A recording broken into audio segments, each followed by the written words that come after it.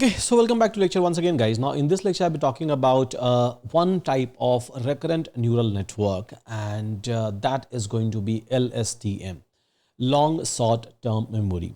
So, in my previous lecture, I was talking about a recurrent neural network. So, whenever we have to memorize something, whenever we have to retain something from a past, obviously this RNN will come into a picture, but there was a problem with the vanilla RNN, a vanishing gradient problem, or maybe a exploding gradient problem, and because of that it will not be able to remember, or it will not be able to learn for a very long context. Now, so researchers have introduced a new network, and where they were trying to control it. They were trying to build a neural network which is going to help me out to even retain a long memory by eliminating a vanishing gradient problem or exploding gradient problem. And this is where this LSTM comes into a picture. So let me share my screen, and I have already designed this network for all of you. So that directly we can get into a discussion. So here, as you are able to see, that this is architecture of a LSTM, and it looks a little bit scary in a very first place. But I'll try to explain you each and everything step by step by giving you a formula or by giving you an example. So basically, in this neural network, if you will closely observe, so we have a multiple gates. One gate is basically a forget gate. Let me remove this part.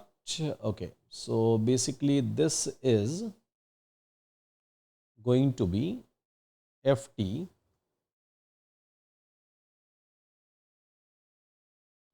forget gate.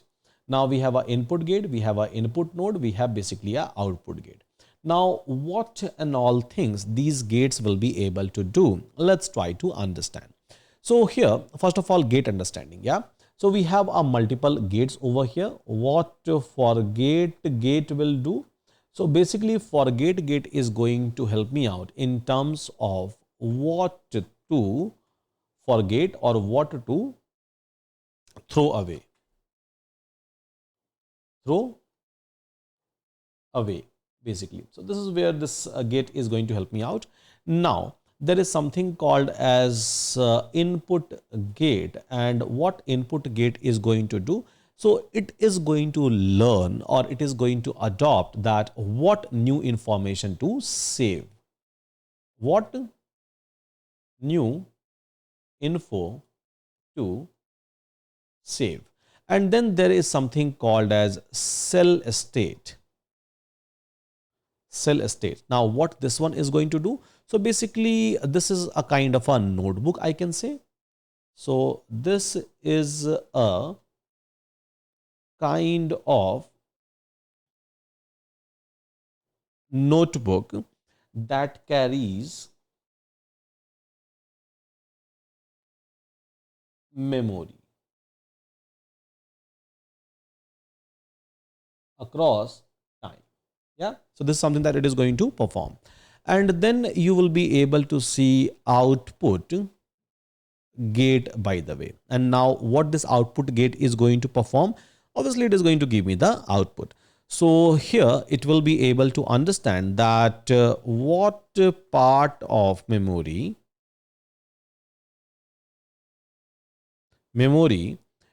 to use now, means whenever it is trying to give the output. So here people have introduced this 4 entities. So one is, and you can say 3 gates technically. So one is a forget gate, and it will always try to adopt that what to forget or what to throw. And there is an input gate. It is going to understand that, okay, fine. So what new kind of information that we have to save? There will be a cell state which is going to maintain the memory, just like a notebook. We try to take a notes, right? In the similar manner. And there is an output gate. So basically it is going to understand that, okay, fine, so I'm supposed to give the output, but to give the output, what part of the memory I'm supposed to use. And this is where this whole neural network fundamentals will come into a picture. So here on this top part, you must be able to see a cell state, right? So here we have basically a cell state, CT, right? CT minus 1 and then CT. So this is going to maintain my memory. So this is going to behave like a notebook. But with respect to the cell state, you must be able to see that we are trying to attach this forget gate and we are trying to attach even the input gate. So forget gate, what it is going to do? So obviously forget gate is going to help me out in terms of offloading the memory, or you can say in terms of forgetting the things that is required. Because everything you can't keep it inside the notebook. Your notebook size is going to be bigger and bigger and bigger, and it will be very, very difficult for you in a future to find out a relevant information. So keeping that in mind, we have a forget gate over here, a small neural network, and we have an input gate. So whatever information will come, so we have to update our memory, means we have to update our notebook. So we have to even erase something from the notebook, and we have to basically update something inside the notebook. So this is where these two gates is going to behave. And then we have an output gate. So obviously what output gate is going to perform? So output gate is going to give me the output, as simple as that. Okay. Now, so here you must be able to observe that we are trying to take the input. Now, as we all know that in case of a RNN network, so we are not just going to get a current input, we are going to get even a past hidden state output as a input for the next step. And keeping that in mind, you must be able to see ht-1. So ht-1 is nothing but the output that is coming from the hidden state. The previous output we are trying to consider as an input. So technically we have two input. One is x at t time, this current time, and then another one is basically the output from the previous one, right? Previous hidden state. And we are going to update this neural network. We are going to update this neural network, and eventually I will be able to get the final output. So whatever prediction that we are trying to do, and which is going to help me out in terms of predicting a next text, or in terms of doing a sentiment analysis, maybe positive, negative, or kind of a neutral. This is going to help me out to understand the speech. This is going to help me out in terms of predicting something based on the time series, right? Based on the time series. So now let's try to write down the formula that what kind of a equation we can try to write for each and every gate. So first of all, first come first, a forget gate, right? Forget gate. As you can see that there are two inputs, right? There are two inputs which is going into this neural network. Okay. We have a sigmoid function over here. So which is going into the neural network. And then this is going to multiply with the memory or cell state, you can say. So here, if I have to write the equation for a forget gate, so let me write it down over here. So first one is basically forget gate. So if I have to write down this equation for a forget gate, so basically forget gate at time t is going to give you a sigmoid, and here, so we have two things which is getting inside, right? So we have a neural network, technically it's a neural network, right? So we have two things getting inside it. So one is a ht, and basically we have a xt. So obviously weight of this forget gate, and it will be having technically ht-1 and x at time t plus a biases of the forget gate. So this is going to be the equation for a forget gate, by the way. Now similarly, so if I have to write down the equation for a input gate, so basically inside the input gate, again, two things is coming into a picture. So here hidden state at t-1 and the current input that we are trying to provide. So here, if I have to write down the equation, so it, so basically for this one, this as a output, so it, it is going to be a sigmoid, right? It is going to be the sigmoid, and then w wait for I, and here, so ht-1 we are trying to pass, and xt we are trying to pass, plus we are going to pass basically biases for the input gate. So this is something that I will be able to get. Now here, so we have basically, right? So we have basically input node as well, and we are trying to denote it as a delta of CT. So delta of the cell memory, by the way. So here delta of C memory, as we can see, so it is getting inside the tan H, hypertangent basically. So tan H, right? Tan H, and wait for this cell, and then we can try to write ht-1 and xt will try to get as an input plus biases for a C.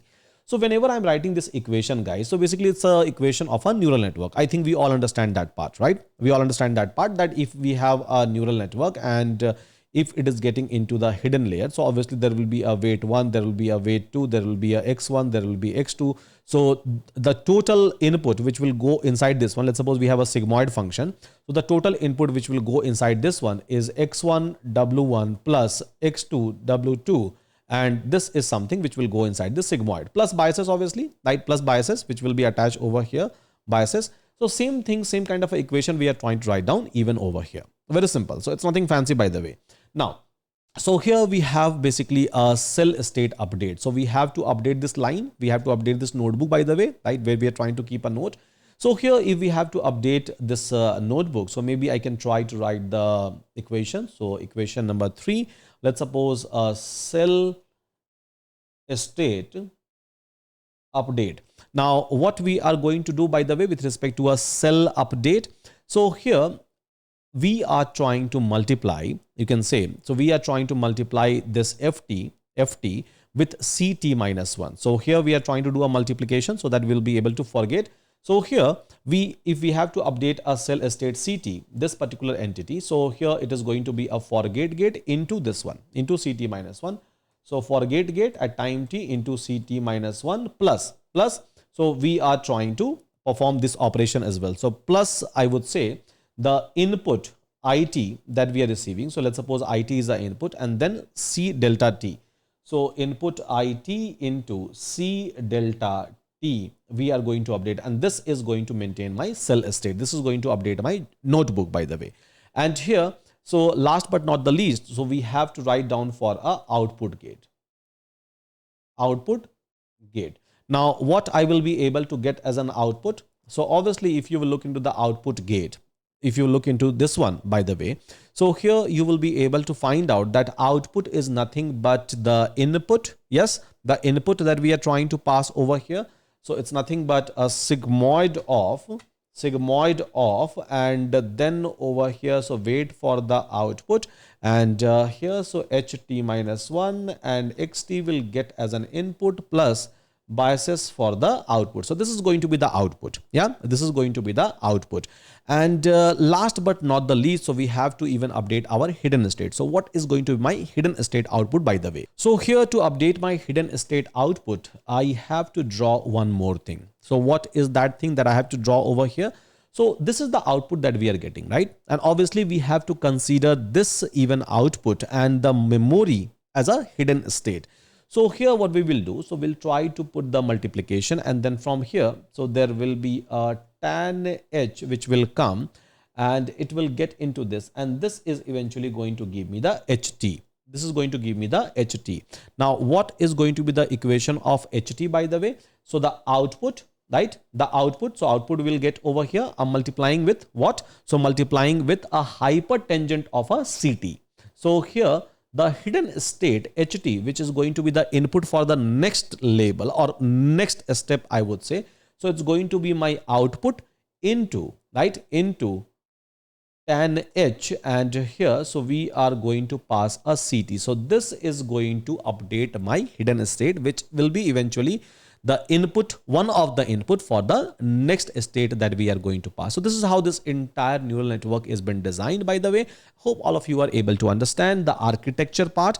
Gate by gate, if you will see and if you will try to check, so you will never be able to forget. And in an interview, so people are going to ask you a question that what is a responsibility of a forget gate or input gate, or maybe a cell state, or how you will be able to get the output, or how you will be able to maintain the hidden state, and everything you will be able to see inside this architecture. So with that, thank you so much, everyone. Take care, and see you again in my upcoming lectures.